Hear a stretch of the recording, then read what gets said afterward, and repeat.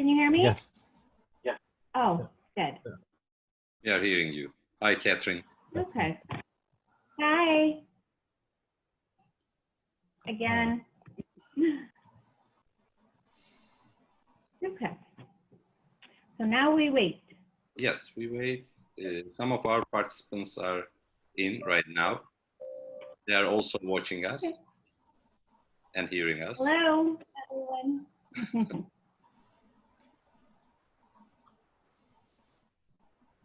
Kathryn, how is the situation right there? COVID Yes. situation. Not good. I'm in Arizona, so we're one of the harder hit states right now. So it's not good.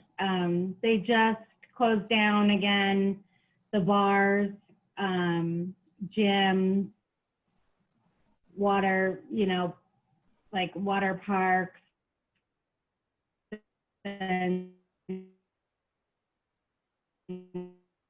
swimming places, and towards a little. What about for you?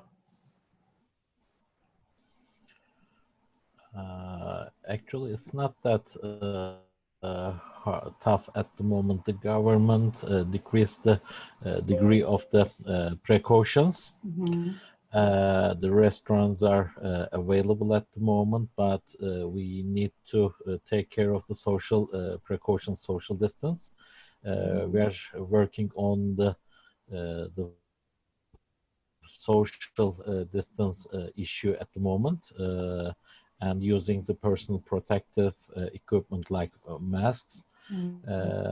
But most of the social events are allowed, including the restaurants, including the hotels, and something like that. Right.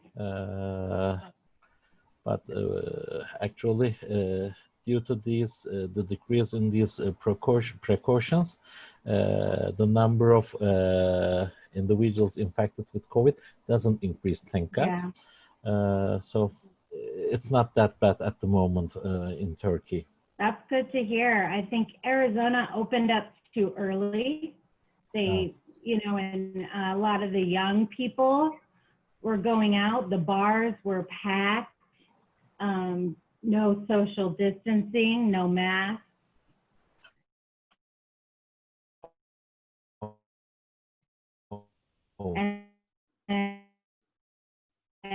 And so now we see, as long as they're following all the social distancing guidelines and wearing masks. So they put that mandate into place. Everyone has to wear a mask when you're outside around people. So I hope it helps. It will help because in Turkey also we have to wear masks in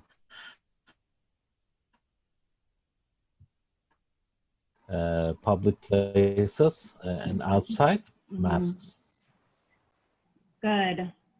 Well, it's such a crazy time we're living in, right? Yes. Yeah. Unfortunately, it's so. Yeah. But I hope, I hear there's some promising vaccines, 3 maybe. So I hope that's true, and I hope they come out soon. But they took a poll here in the United States of people who would take the vaccine, get the vaccine, if it was available. 65% said no, which I don't understand at all. So we'll see. It's a big numbers. 65%. Yeah. Hopefully it will end soon for all of us. For all. I hope so. I really hope so.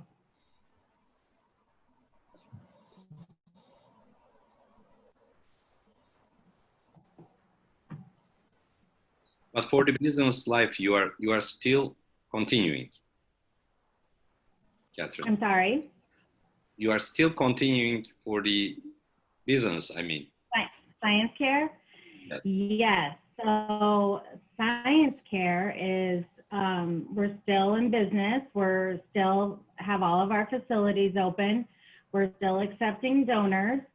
So obviously it's been a big change, not as many orders, not as many people doing labs, but it's starting to get better. So that's hopeful. More international orders, people, you know, starting to need specimens again for research and education. So I do think we're on our way up as far as science care is concerned. Mhm. Yeah. You guys, so Dr. Çağatay, you're in a university? Yes, Right. Is in- it summertime? it's Or- summertime. We are having the final exams and the makeup exams at the moment, but for 3 months or so, we had all classes online. So students were away, they went home, and they took the online classes. And that's what happened in whole Turkey, in universities, in primary schools, secondary schools, high schools, all took online classes. Mm-hmm. Yes, that my daughter's going into 3rd grade, Oh. but same thing. They finished the year online, and then they've come out with a plan for the new school year to be either you can choose online or you can choose to send your kid to school. So it'll be interesting. Did your plans come out for your university? It's not clear at the moment, but for starting from September till New Year, we may have online classes also. Because the government doesn't let us to have face-to-face classes at the moment. It's not allowed. Yeah, that's understandable. Yeah. Well, hopefully 2021 is a really good year for all of us. I hope so. Really, hopefully too.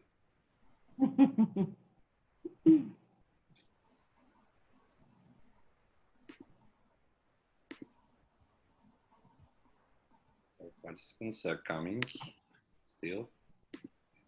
It's now. We can wait for 5 minutes, something like that. 5 minutes more.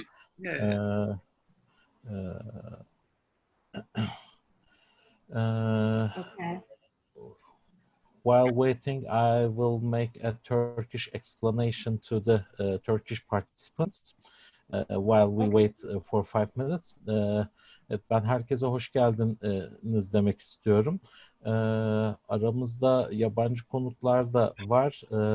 Onlar için zaten konuşmacımız İngilizce yapacak konuşmasını. Ben de bir İngilizce giriş yaptıktan sonra sözü Fahri Bey ve Kathryn HERBERT'e bırakacağım. Bize özellikle bu COVID-19 salgını günlerinde kadavra ile ilgili alınabilecek tedbirler, kadavra uygulamaları ile ilgili önlemlerden bahsedecekler. Özellikle Science Care'ın aldığı önlemler ve günlük pratiklerinde uygulamalarıyla ilgili bilgi verecekler ve bu bilgilerde bizlerin günlük uygulamasında yol gösterici olacağını düşünüyorum.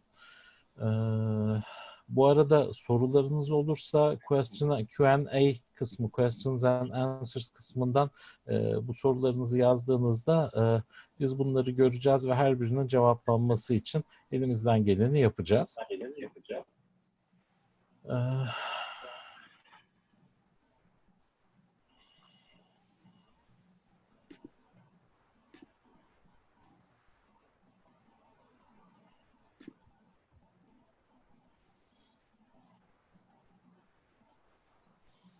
Bir süre sonra diğer katılımcılarımız da gelecektir hocam. Biraz yemek saatine de denk gelmemiz sebebiyle haftanın ilk günü. Evet, pazartesi sendromu.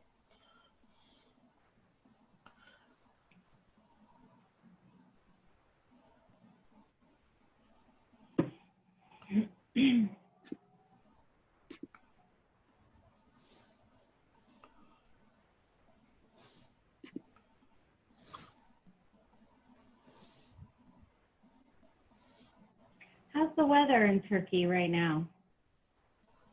Sorry? How's the weather in Turkey right now? It's really hot. It's summertime. Like how hot? How hot does it get there? 32 degrees Celsius, something like 32 degrees Celsius. Gotcha. I'm in Arizona. I only know Fahrenheit, but we're at 110. Not So like we know. not like yours, It's hot, yeah. but it's hot. What? Sorry? But it's hot. Not like Arizona, but Yeah. the weather is really hot. It's hot. It's dry heat though, so that helps. Yes.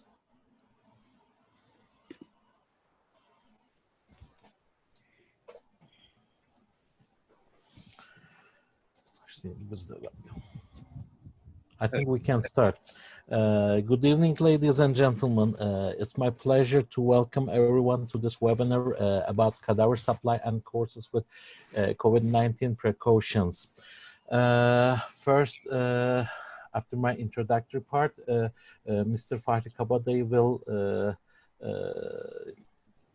make a short presentation. I think it will be really short, but the main speaker for today is Kathryn HERBERT from Science Care. She will going to give us a detailed explanation, a detailed presentation about the cadaver procedures they prefer in their daily practice in Arizona in Science Care. And before moving further, I would like to state some important basic issues related with the cadaver interventions. You know, personal protective equipments are really important. We need to use disposable gown with impermeable apron.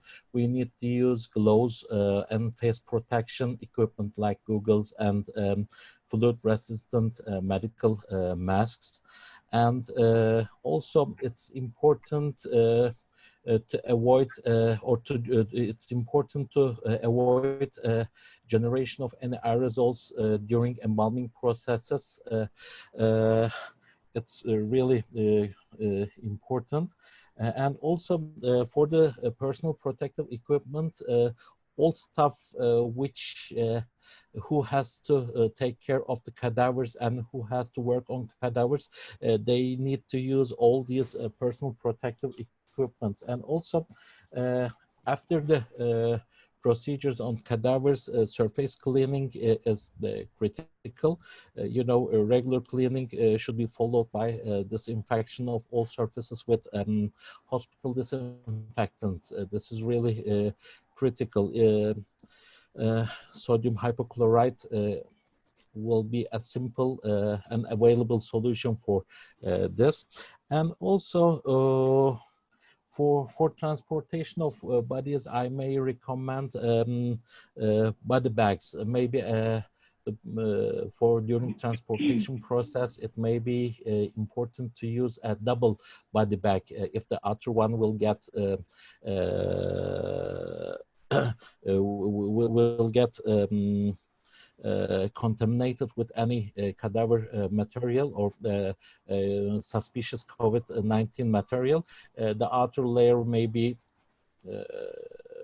turned away, and the second bag may help us for our transportation process. And also one thing for my recommendation, I think it's relatively safe to assume that a standard embalming procedure with formalin or ethanol inactivates this virus.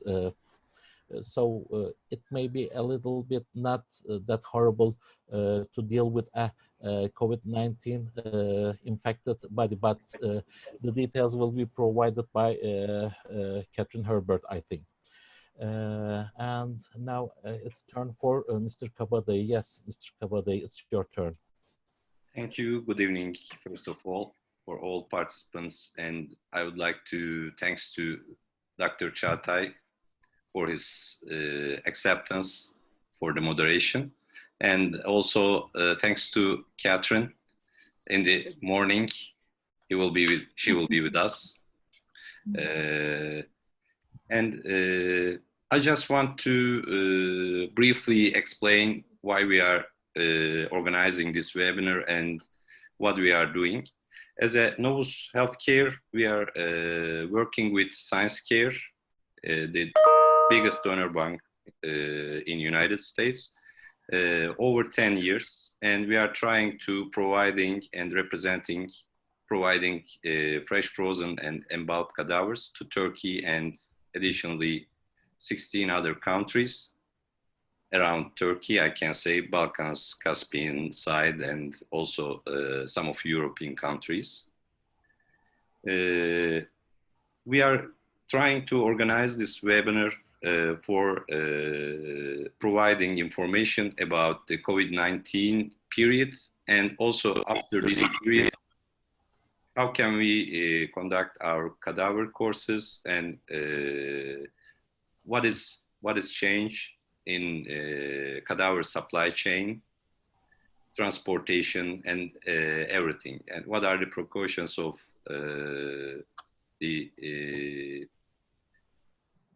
the accepting donors from the ScienceCare side, and also how can we organize this cadaver specimens to Turkey side and all the other countries which we are responsible. Again, thank you for you, and I would like to give the speech to Kathryn for her presentation. Yep. Hi, everyone. Okay, I'm going to share my screen so I can show you my PowerPoint. Does everyone see it? Do you two see it anyway? Yes. Yes? I can see definitely. Okay, good. So yes, as both gentlemen said, thank you so much for joining us. I hope this is informative, and afterwards, as it's been mentioned, I'll be happy to answer any questions that I can. So ScienceCare has been in the industry, in the non-transplant donation program industry for almost 21 years now. We are the largest non-transplant tissue bank in the world. We are accredited by the American Association of Tissue Banks. For those of you that aren't familiar, there's not a lot of regulation around our industry. So we were the first non-transplant tissue bank to become accredited, as we think it's very important that, you know, a third party has, you know, oversight and can verify you're doing what you're saying you're doing, and that type of thing. So we have 7 US-based locations. Phoenix, Arizona is where I'm located, our corporate office is. We're also in Colorado, California, Florida, Pennsylvania, Illinois, and Texas is our newest location. As Fahri said, Novus has been an exclusive distributor for ScienceCare in the Asian and European countries listed below for the past 10 years, and we really value their expertise and their partnership to allow medical education and research to really flourish in that part of the world by using ScienceCare donors. So at the core of everything we do is our mission to serve and honor the gift of donation. Our donors make it possible to do this. They make it possible for us to meet almost any unique specimen requirement, to support advancements in surgical technology, training, and much more. When it comes to medical research, development, and training, experts agree that the use of non-transplant anatomical specimens is far superior to textbooks, computer simulations, or artificial substitutes. So Science Care collaborates with top medical device manufacturers, pharmaceutical companies, renowned medical teaching organizations all over the world, and many more. So this is just a small portion of what donating your body to science can impact. Kathryn, Yeah. just a second, sorry. Sure. Can you pass through the presenter view? Can I what? Presenter view. It's Oh, your PowerPoint is some of our I'm parts sorry. cannot see. Oh, okay. Let me Just find where that is. Mhm.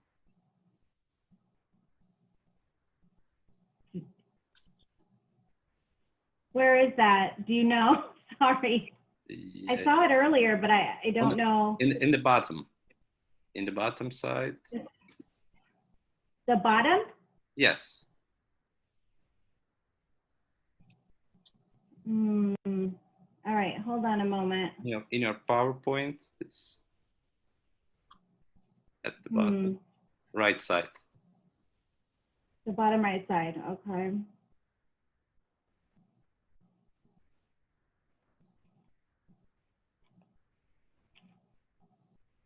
Does this make it better? No. Now it's okay. Does that make it? Yeah, now it's okay. It's okay? Okay. Okay. So here are some of the things that a Science Care donor can contribute to. Can be research or training for, you know, just to name off a few, carpal tunnel, you know, surgeries, anything to do with the lungs, a hip fracture, hip replacement, knee replacements, obviously a big one, bunion repair, a lot to do with the, you know, abdomen, hernia, a lot of spine training and research, R&D, shoulder arthroscopy, a lot to do with, you know, ENT work. And I mean, this is just a small sampling. We get many different kinds of requests to help, you know, improve medical education and research worldwide. So the donation process for Science Care is, so the first call, at the time of passing, we are notified by the next of kin, and then we take a medical and social history. It's important to note that this is not a, you know, an official medical report. All the information we are given is from the next of kin to the best of their knowledge. We confirm the proper authorizations and legal consenting and get that all into place. And then the donor is transported to Science Care. Our goal is to maximize the honor and intent of the donation, as I mentioned before. So we aim to utilize as much of that donor as possible for various different, you know, medical education and research. The cremated remains are then provided to the family actually before, you know, the procurement. It's decided up front what part will go back to the family so that they can get that in 3 to 5 weeks and have closure quickly. And then again, we honor the intent of donation through placing the tissue with medical researchers and educators worldwide. Science Care provides about 150 different procurement options that range from fresh frozen specimens, fixed and embalmed tissues. We have a medical director that oversees our operations and all of our labs. We use a freight forwarder who specializes in you know, transporting human tissue. We have a very easy ordering process and ease of doing business. We believe in creating a lot of support for our clients, our distributors, and we have a staff of, it's about 130, I would say now, that are all just focused on doing right things right. Our accreditation that I mentioned earlier. So as the industry leader, ScienceCare is responsible for continuing to establish standards for the non-transplant tissue banking industry that protect our donors, their loved ones, our clients, and our communities. So what does it mean to be accredited? What it means is ScienceCare has gone through an intensive screening process, and we continue to undergo regular audits at all of our facilities. Accreditation is obtained for retrieval, processing, storage, distribution of non-transplant anatomical specimens, an independent third-party review of all of our standard operating procedures, as well as mentioned earlier, full on-site inspections of our facilities. AATB inspectors perform thorough audits for compliance in all areas that are including but not limited to record keeping, quality control, quality assurance, donor screening, testing, and suitability screening. So just so you're all aware, I wanted to show you our scanning options. I'm not going to read through all of this unless you want me to, but we offer CT scanning, MRIs, X-ray, and DEXA. That, you know, the description is there and the common uses, and we get these requests for a variety of different reasons. And typically, if you do need scanning, we ask for your protocol, and then our team reviews it, and then we confirm we can scan according to your requirements. So we can special prep or customize specimens according to your needs. These are the different preservation methods. So fresh, frozen, like we've already mentioned, embalming, formalin flushing or fixation. We do blue, red silicone perfusion. We also just do the red for certain parts of the body. We can flash freeze, use saline flush, phosphate buffer solution, ethanol, or anything else that you may need. If we don't have it, we can either get it or you can ship it to us. So to address fees, all tissue service fees on ScienceCare invoices or Novus invoices are pertaining to service-related fees. So the service-related fees include removal, testing, processing, preservation, quality control, storage, transportation, and disposition. As it says, in no way does human tissue have monetary value. Human tissue is intrinsically priceless and cannot be owned, bought, or sold. So our fees are reasonable fees associated with the processing of the tissue.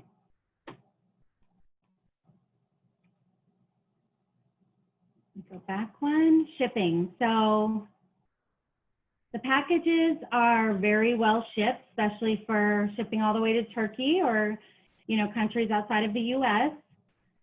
They're frozen with dry ice. They're inside multi-layer boxes lined with styrofoam. They're very well labeled so that it's clear what is inside and that care should be used when handling them at all times. Then the shipment includes the donor summary for each donor, showing their medical and social history, packing slip notating all the items, and then the safe handling instructions. Yapışıyor mu sana da? Sorry? Did anybody have a question? Okay. So we use a company called Freight Services. So moving anatomical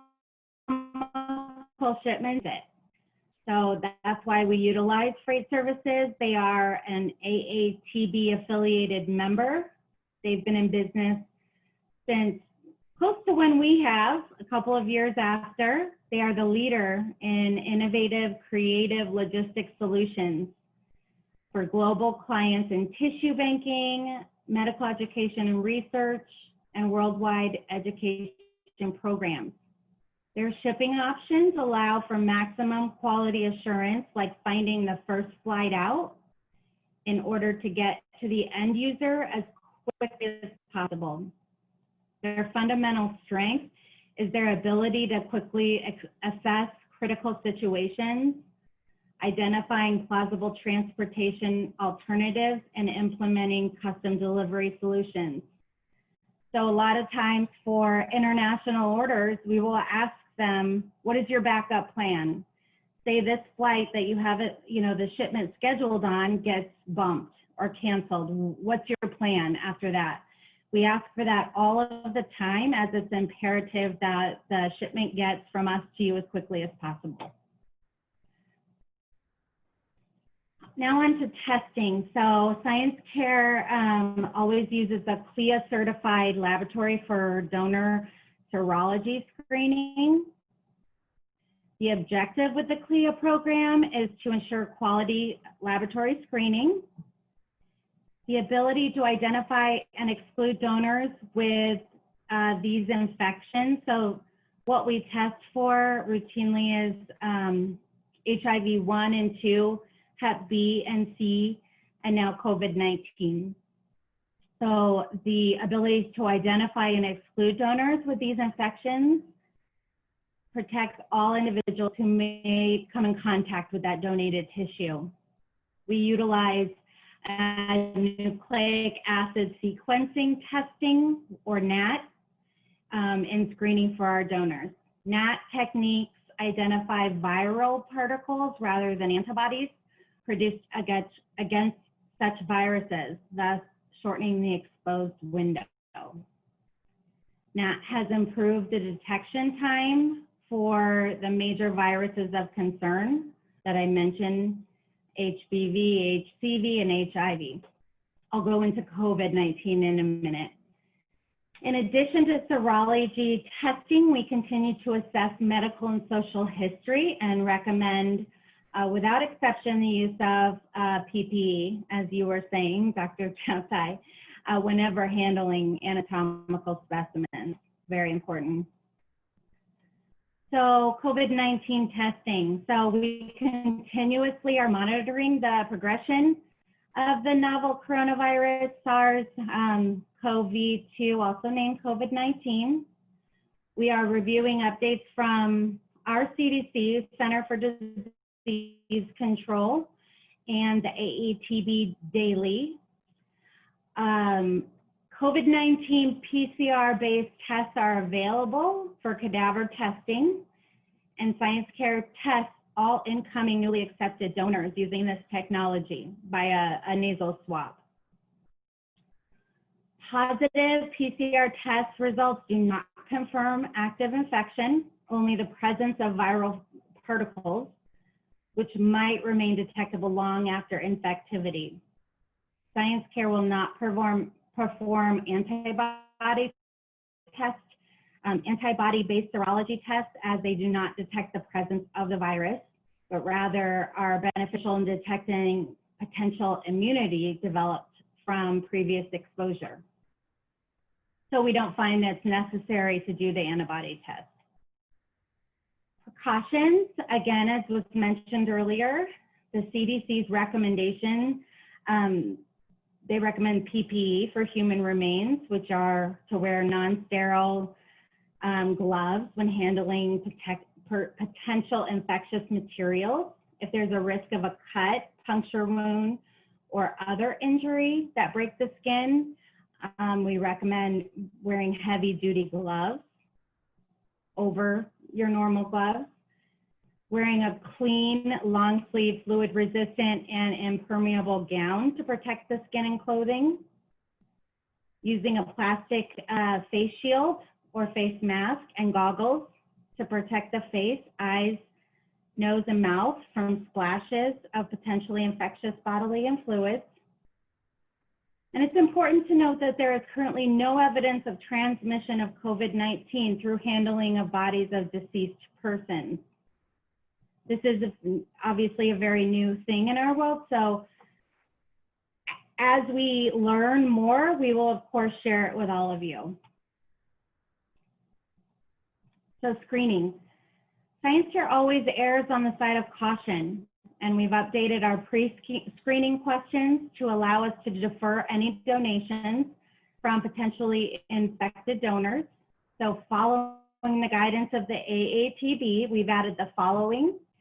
So we're now asking, has the donor had any of the following exotic diseases? And they're all listed right there. If they've had any of those, we automatically decline. Has the donor had any unexplained fever, cough, shortness of breath, or acute illness in the past 28 days? If yes, decline. Does the donor have a test pending, results of COVID-19? If yes, we decline the donor. In the past 28 days, has the donor increased their risk of exposure by traveling either domestically, outside of their state, or internationally where they may have been associated with a group of 10 people or more? If yes, we decline the donation. And finally, in the last 28 days, has the donor had close contact with any party that has been exposed or diagnosed with COVID-19? If so, we decline the donation.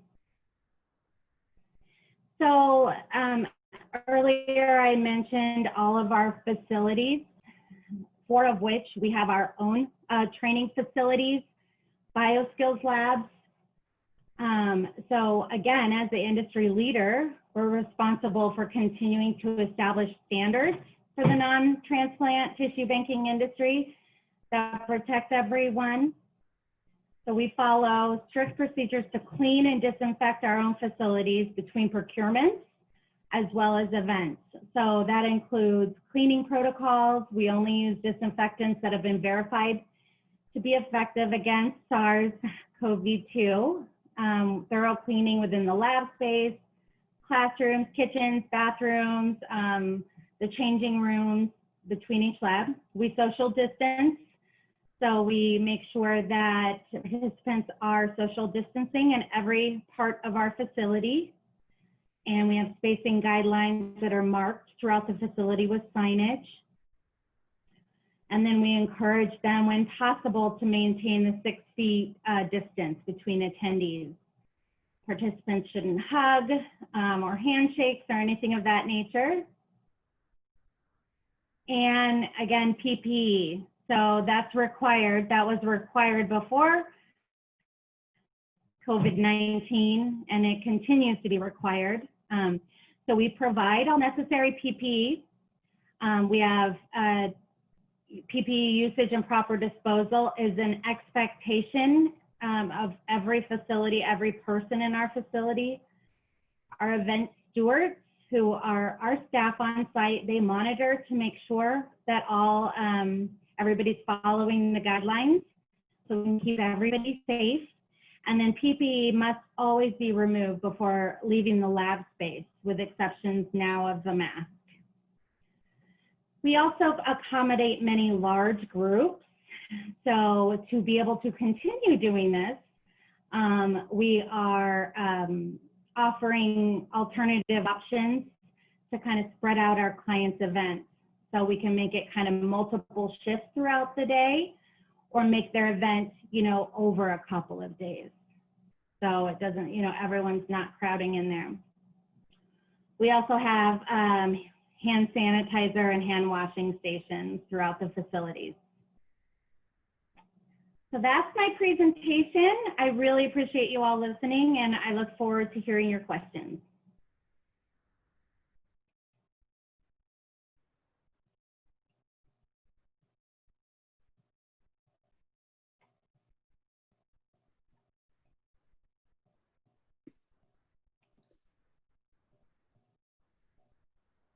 can't hear you. Are you talking, Fahri? Yes, There you are. Kathryn, Okay. there is one question. Do we need to use extra mask during dissections? What's your recommendation about usage of masks? Using, I'm sorry, masks? Masks, face masks, surgical masks. What kind of masks do you recommend during dissections? I think that the N95 masks are what's recommended, but I can double check and follow up with you. I'm not positive the brand, but I know N95 is the, you know, is the one that's recommended here in the U.S. And N95 will be a good choice, but if it's not available, maybe we can recommend using a double surgical mask, maybe, although it's not the best option. Yeah, I will definitely look into that, and I will ask our lab, and I can get back to Fahri, and he can do a follow-up. Yes, please. Okay.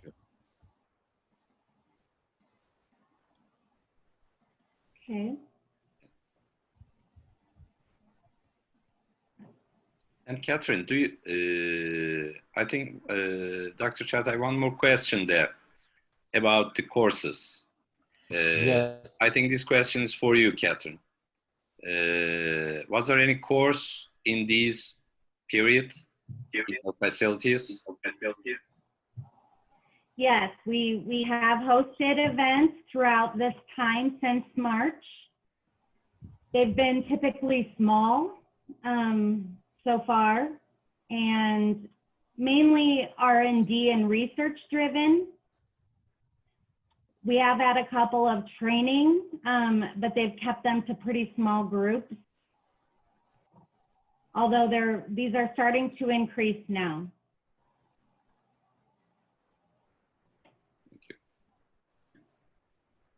Preferred method, preservation method for COVID-19. Mm-hmm. So, Fahri and I talked about this. Science Care feels strongly that COVID-19 is not as contagious in a cadaver as it would be in a human being, obviously. We think the risk gets smaller and smaller. Like if you were to work on extremities, we think the risk would be very low. We think if you were to embalm or fix in any way, that would further bring the risk down. Of course, there's no official research out about this, but I will say that Science Care, we're trying to do our own research right now. So we're taking donors who have come in and tested positive for COVID-19. We are testing them again in 2 days, in 4 days, 6 days, and so on, to see at what point is it showing up as negative. So we're hoping to learn about this more in the coming weeks and months. But I think, you know, it's our opinion that if you were to embalm, your chances would be very, very small of you know, obtaining the virus yourself.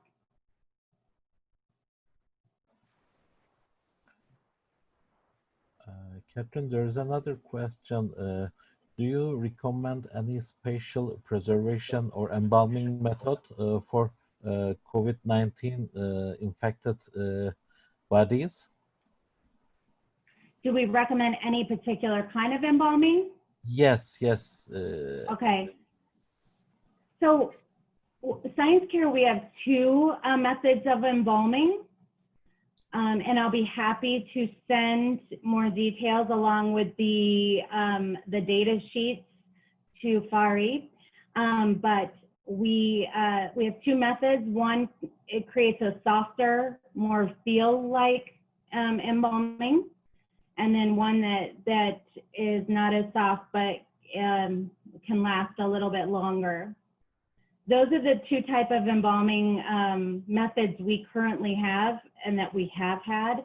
And I think either one will continue to help and make a difference, you know, when it comes to COVID-19.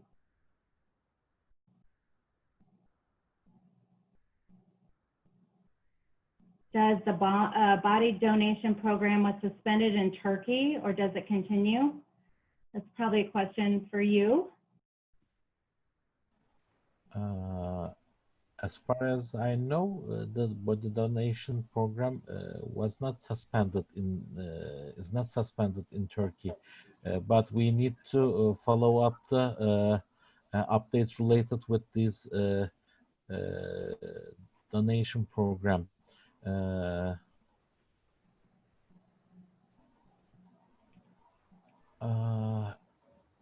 For the fetus, for pregnant woman abortion, the same procedure will be applied to the fetus from a pregnant woman's abortion.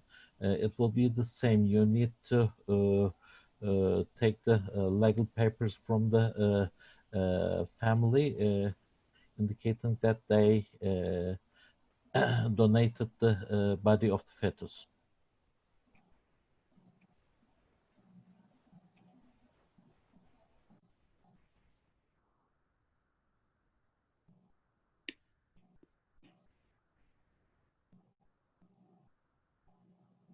I see a question I may have missed earlier from Seaman Dogan. I am a board chairman of Dora Biotechnology. We get our tissue banking license last month. We plan to process bone and soft tissue. Our target is to supply allograft products to Turkey. The recovery centers in European Union told us that they cannot receive donations, so we are suffering to get raw material. Do you have any suggestions for us to overcome this issue? Fahri may have suggestions. As far as science care goes, we don't support any allograft procedures, as we're non-transplant only, but there are many tissue banks in the US that do, that are for allograft, and I'm fairly certain they ship internationally. So I would be happy to send a list of recommendations to Fahri if you would like one.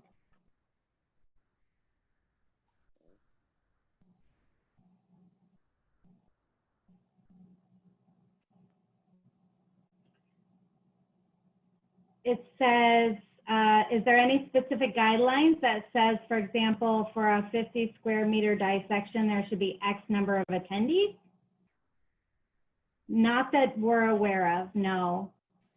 Again, Science Care feels strongly that transmission of COVID-19 through a cadaver is very, very low. And we've always recommended the use of PPE whenever utilizing human tissue. So I think it's just a matter of doing that. Maybe Dr. Çağatay, you want to answer this question in your practice. What do you think about that? Actually, I would like to answer this in Turkish if possible. It will be much more better for me. Şimdi burada kurslar sırasında ya da laboratuvar pratikleri sırasında şu anda zaten uygulama gereği bunların tamamı iptal edilmiş durumda. Fakat önümüzdeki dönemden itibaren sosyal mesafeyi uygulayacak şekilde daha kısıtlı sayıda kişilerin laboratuvar ortamına girmesi olabilir. Burada amaç katılımcıların birbirine bulaştırmasını engellemek. Bunun için zaten Sağlık Bakanlığı'nın önerdiği sosyal mesafe ve toplantılarla ilgili kurallar uygulanacaktır diye düşünüyorum ama henüz eğitimle ilgili kısımda bir açıklama yapılmadı. Ama burada da temel prensip kişisel koruyucuları en azından maskeyi ve gözlüğü kullanarak mümkün olduğunca kısıtlı sayıda kişinin laboratuvarda çalışması. Temel prensip biz burada kadavradan bir bulaş beklemiyoruz ama bulaş katılımcıların yani o laboratuvar ortamında bulunan kişilerin birbirine potansiyel bulaştırma ihtimali. Buna engellemek için mümkün olduğunca Bakanlık, Sağlık Bakanlığı tarafından yapılan açıklamaları ve kuralları uygulamamız gerekecek.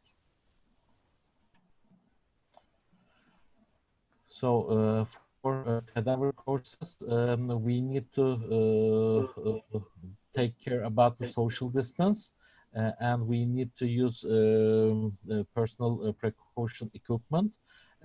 And we do not expect any transmission from the cadaver, but we need to take care of ourselves in order not to get the virus from each other. Absolutely. And another question, what are the extra measures planned for cadaver courses for Turkey? For the cadaver courses, maybe we can consider a smaller group of attendees at the same time. For example, previously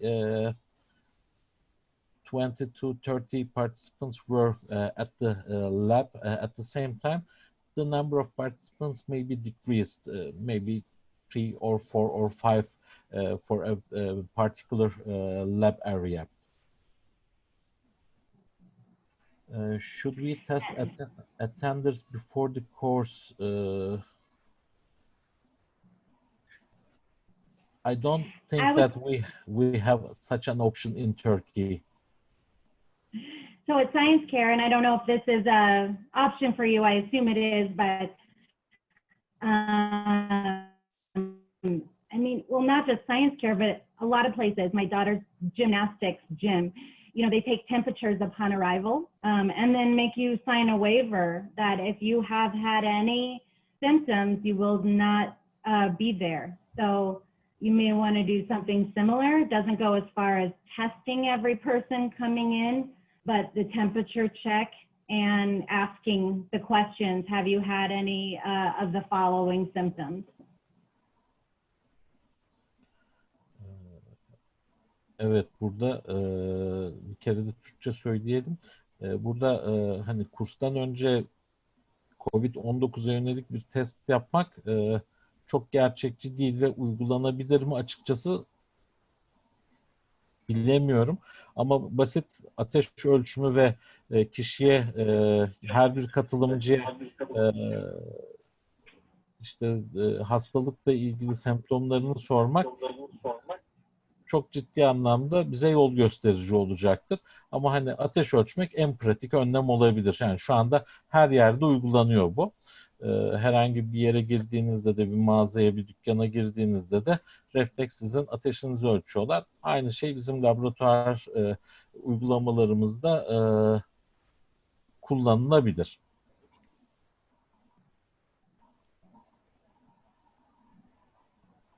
Çağatay Hocam, bu soru yine size yönelik sanırım.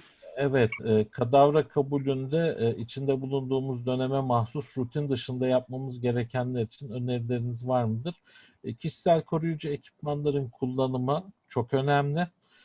Aerosol oluşumuna neden olabilecek hareketlerden kadavrayı eğer taze gelmişse ve biz ilaçlayacaksak engelleyeceğiz ve mümkün olduğunca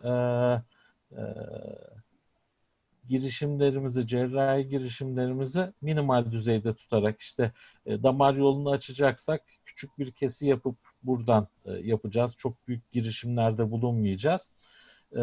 Ve temizliğimize dikkat edeceğiz.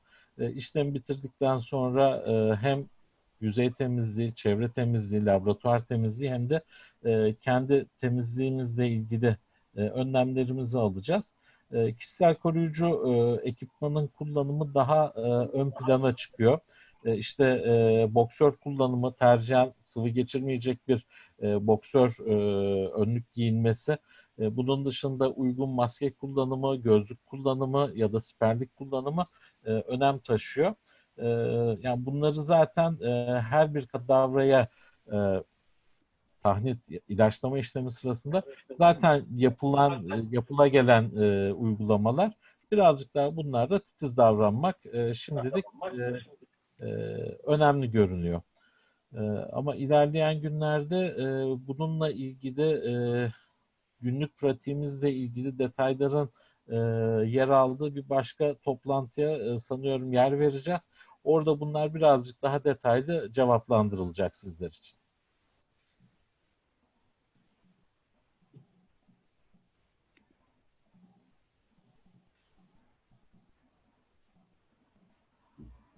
Çağatay Hocam, sizin bir sorunuz var mı Kathryn'e? You're talking to me, Fahri? Actually, Fahri asked me if I have any questions to ask to you. Actually, at the moment, I do not have, but for my personal view, it will be really good to screen the cadavers, the donors in terms of COVID-19. It will be, although we do not expect any transmission, such screening will help us to feel ourselves a little bit more safe. But I do not have any further questions. Thank you, Kathryn. Thank you. And let me just mention, that's why we're providing the testing, because it does give people a peace of mind. And some countries require it. And so it's very important to note that when placing an order with Novus for specimens, lead time is very important right now. As you imagine, we were accepting donors all year, and then the test came out at the beginning of April, maybe middle of April. So we've only been able, all those donors we've had from before, we are providing to people who don't require testing, but people that do, you know, we have a short window of specimens that we've been able to test and keep. So if you do want to place an order, it's important again to state that you require COVID-19 testing and that you give us as much lead time as possible. And thank you. I really appreciate everyone listening, and I will definitely follow up with Fahri on a couple of the things we discussed. Kathryn, there is one more question for you. In which field the cadaver dissection is the most risky one among the specimens? I'm sorry, can you repeat that? In what field?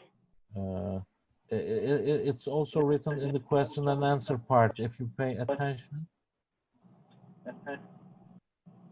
In which field the cadaver dissection is the most risky one among the specimens? I'm sorry. Orthopedics, laparoscopic side, ENT side. Do you have any? I'm sorry, you're cutting out.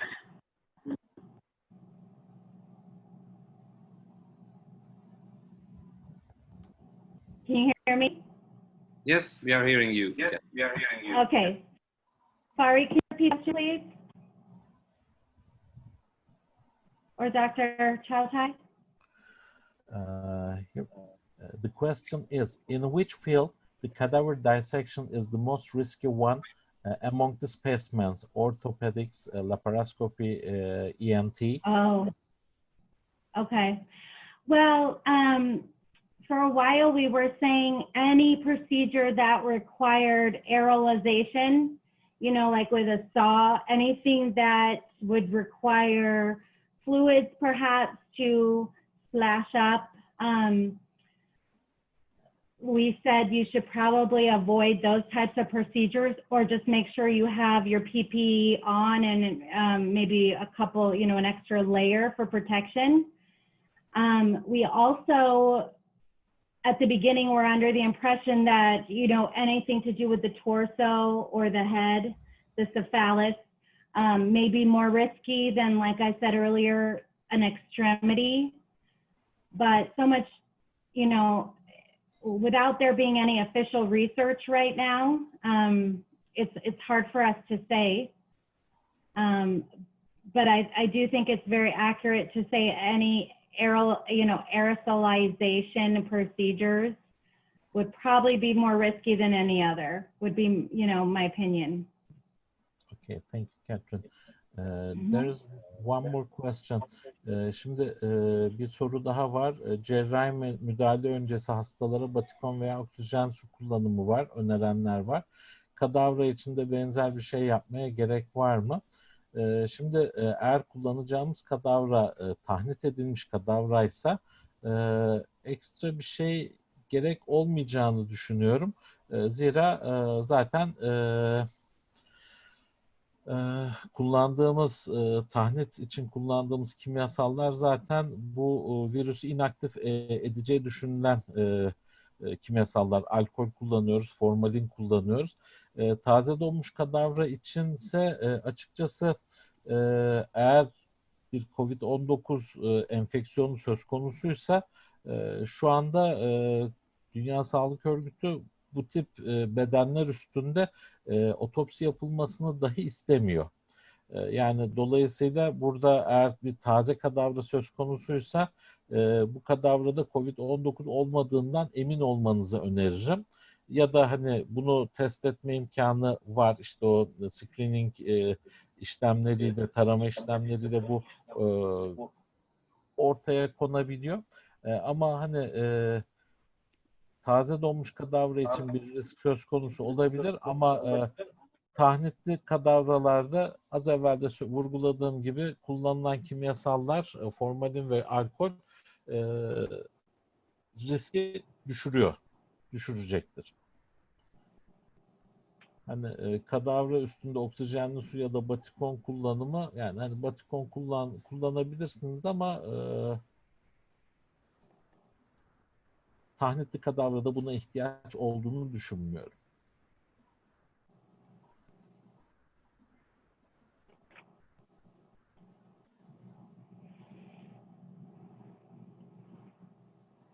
I think all our questions are this.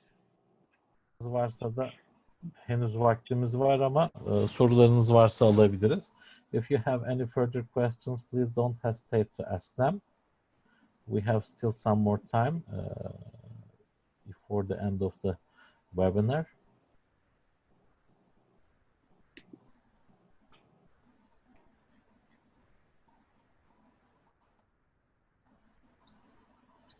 I think we don't have any further questions.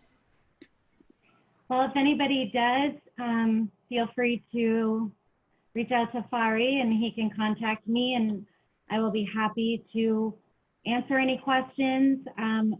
We will be sending him updates from our medical director as they become available. And I will forward it to all our doctors and who are interested in. Right. Okay, thank you, Kathryn, and thank you, Mr. KABADAYI. I think we are done for the questions and answer parts also. And I would like to thank all of you for your participation. And thank you for this nice presentation, Kathryn, HERBERT, and thank you for this opportunity for us to having this information, Fahri KABADAYI. And I think we can terminate the webinar at the moment. Thank you, everyone. Take care. Thank you, Kathryn, and thank you, Dr. Çağatay, for your nice and valuable moderation. Thank you very much. And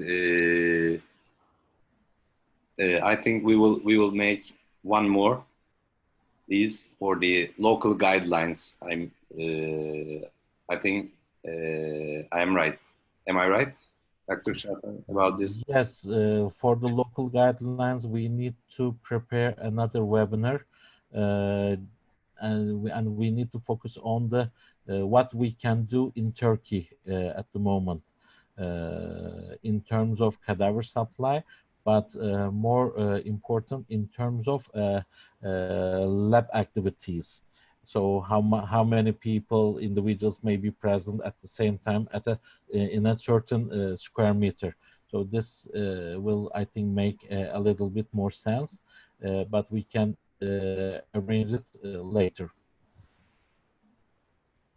Please let me know how Science Care can support you in Turkey and you and your courses. Thank you. Thank you very much, Kathryn. Thank you. Stay healthy, everyone. Bye-bye.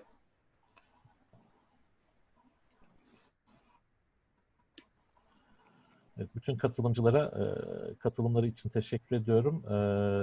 Sorularınız için teşekkür ediyorum.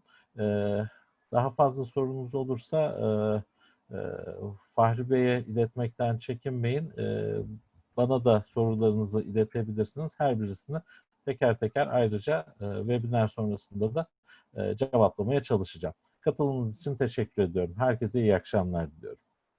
İyi akşamlar.